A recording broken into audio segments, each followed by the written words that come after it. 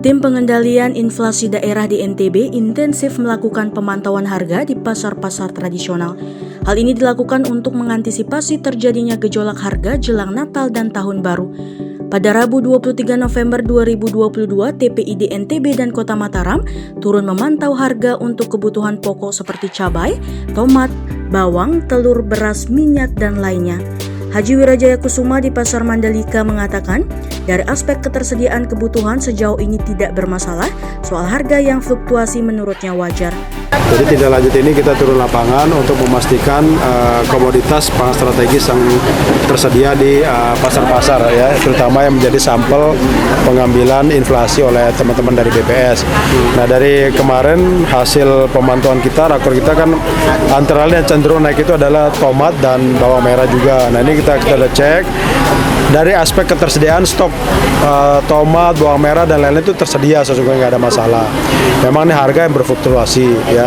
Jadi kami tanya tadi terkait dengan tomat ya. Tomat itu memang di tingkat di pengepul itu memang teman-teman ngambil di harga yang nggak jauh beda. Jadi margin mereka ngambil 2.000, 1.000 keuntungan. Jadi kayak contoh tadi di Pagar Pagesangan kita tanya berapa ngambil per kilo harga tomat, ada yang ngambil 15 di pengepul, dia jual 17.000. Nah, jadi mereka katakan walaupun dia harga murah, kami juga yang mendapatkan margin itu ya 2.000 3.000 gitu. Artinya apa? Sekarang ini ketersediaan stok itu tersedia ya, mencukupi ya. Bawang merah, cabai, kemudian tomat itu nggak ada masalah.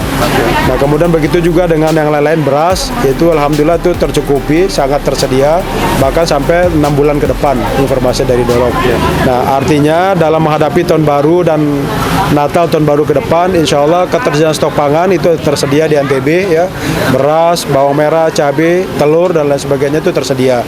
Dan harganya relatif masih terjangkau ya, relatif masih terjangkau. Artinya dengan kondisi memang kalau ke tomat itu kalau yang lagi panen besar, lagi panen melimpah, dia harganya 3.000 4.000 sekilo. Tapi di sekarang dengan harga dengan produksi yang terbatas, ya dijual dengan harga yang 15.617. Sekarang kondisinya ya jelas. Jadi kan produksi itu dipengaruhi oleh cuaca. Jadi informasi tadi kita dapati dari teman-teman pedagang, memang cuaca yang berpengaruh terhadap tingkat produksi, jumlah produksi. Pak Karun, ada intervensi apa begitu? Ya, kita udah intervensi nih. Jadi tadi teman-teman dari BI bersama yang terkait dan Bulog ya, kita ada mengirimkan beberapa mobil untuk melakukan operasi pasar, terutama bawang, kemudian beras ya, dan tomat. Kita jual di sana, alhamdulillah tuh habis ya teman-teman. Jadi untuk kita stabilkan harga. Ya, sampai dengan menstabilkan harga lah ya. Kita berupaya untuk supaya masyarakat ini bisa membeli kebutuhan stok pangan ya, komoditas tertentu dengan harga yang terjangkau. Bila sudah sampai Natal tahun baru kita akan lakukan OP bersama BI dan teman-teman TPID Kabupaten Kota. Tanggapannya? Ya, inflasi kita mungkin pada putih. Iya, inflasi kan tetap ya emang kemarin itu sudah di angka 6,57 ya. Turun dari yang kemarin 6,84. Nah, intinya untuk pengendalian harga ini kita melakukan OPM, operasi pasar murah untuk komoditas tadi tomat, bawang merah, lalu ada beras juga yang disuplai dari Bulog.